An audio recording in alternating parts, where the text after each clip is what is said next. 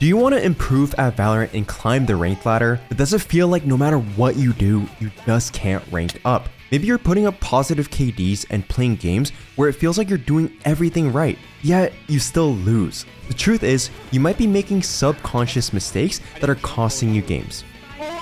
Don't worry though, I've helped hundreds if not thousands of players like you through my coaching program, the Immortal Roadmap program, and I'm confident I can help you too. Hey everyone, my name is Konpeki, and today I'm breaking down 4 subconscious mistakes that are likely keeping you stuck in the lower ranks of Valorant. So strap in to escape elo hell, and if you're already a high ranked player, stick around since you might still discover something you've never considered before. For our first mistake, let's break down an issue you're probably facing with your 5-man execute. Everyone knows that a 5-man rush onto bomb sites is an incredibly effective strategy, particularly in lower ranks, where coordinating complex plans with teammates often leads to mistakes. We've emphasized this tactic countless times on this channel because it consistently works. Even higher ranked opponents struggle to counter it, making it easy for your team to secure entry picks. However, while this strategy is undeniably strong, you and your teammates might be subconsciously overusing it. The main problem with relying too heavily on 5-man rushes is predictability. Once the enemy team recognizes what you're doing, they'll adapt, which gives them more opportunities to counter your plays. You've probably encountered this in your ranked matches. Run the same strategy for multiple rounds, only to see the opponents stacking the site or rotating early to shut you down before you can fully execute. It quickly becomes frustrating, leaving your team feeling cornered and pressured to take unnecessary risks in future rounds just to keep up. But here's the good news, you don't need to abandon your 5-man approach or overcomplicate anything. The real issue isn't your overall playstyle, it's how your team uses audio cues. Many low-ranked players overlook the importance of walking. Instead of sprinting into the main entrance of a bomb site at full speed and dumping utility at every turn, try shifting your tempo. Have your team walk in and execute silently as a unit. This keeps everyone aligned and increases your chances to secure favorable gunfights, like a coordinated 5 versus 1, while forcing the enemy to guess your location. Defenders typically rotate quickly when they hear your approach and call it out to teammates. So by removing those auditory cues, you make them hesitate or push elsewhere on the map to gather intel. Once your team makes contact and ideally secures the first pick, that's your cue to pick up the pace and start making noise. The illusion of uncertainty will have already taken effect. This approach works particularly well against team comps that lack info gathering initiators. If the opponents do have a Sova or Fade, be sure to avoid their recon abilities before following through with your plan. By mastering this subtle adjustment, your 5-man strategy becomes far less predictable and much harder to counter, giving you a decisive edge in your matches. Now, let's talk about utility usage and how you might be subconsciously undervaluing it. While gunplay is undoubtedly a critical aspect of Valorant, effective utility usage runs a close second. Mastering your abilities can secure easier kills or help lock down entire sites, which ultimately helps you close out games just as much as having a strong aim does. The best part is that you can improve your util usage in your very next match without grinding hours of aim training for marginal mechanical gains. In lower ranks, you often see players waste util without a specific purpose. One prime example is an initiator who fires off recon abilities right at the start of each round.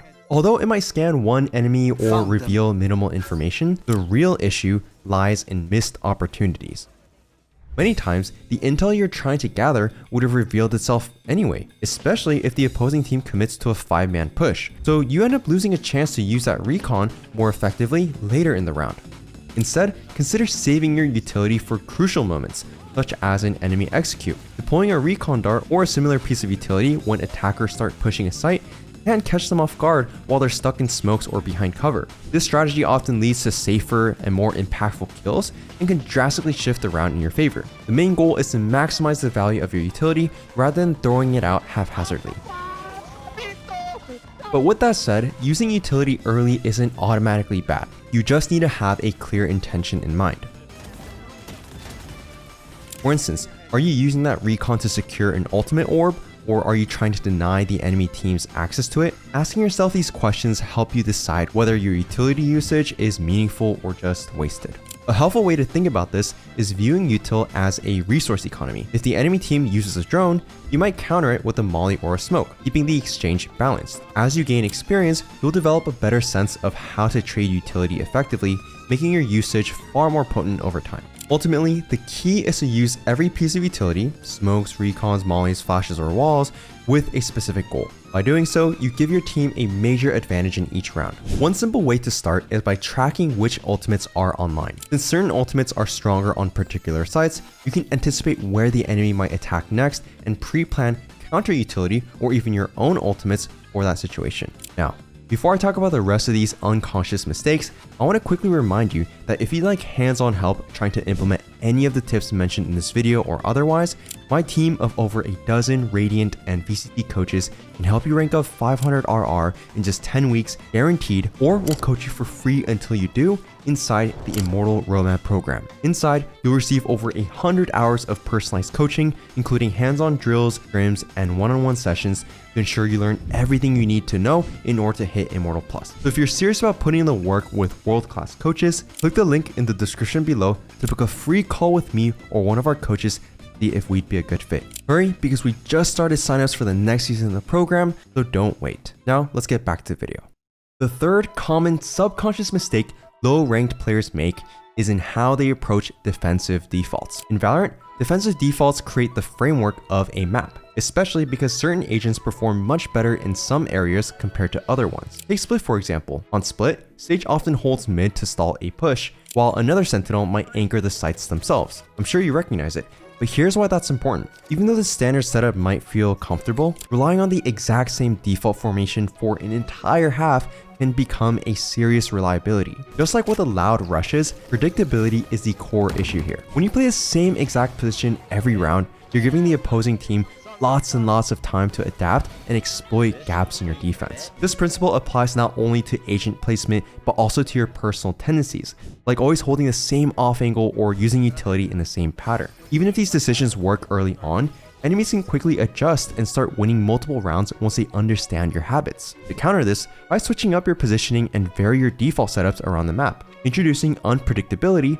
forces the enemy to second guess their own strategies. However, make these changes with intention rather than swapping spots arbitrarily. Much like proper utility usage, your positioning adjustments should serve a logical purpose. A straightforward way to find that purpose is to look at the ultimate economy. If your Killjoy ult is available, for instance, you might choose to play more passively and lean into a retake strategy instead of sticking to a static site hold. This approach leverages your team's strengths while keeping attackers unsure of where you'll be. You can also tailor your defaults to counter an enemy's ultimate usage or recurring tendencies. For example, if you know that the opponents have an ultimate that favors a fast execute on a certain site, shifting your defense setup or placing more utility to slow them down can throw off their timing. By thoughtfully varying your defaults, you force the opposing team to adapt on the fly and gain the reactive skills you need to climb higher ranks. Now, for our final point, let's address the art of aiming. As you improve in Valorant, one lesson you'll hear repeatedly is to avoid spraying and focus on precise tap firing with proper counter strafing. While this advice leads to cleaner kills more often than not,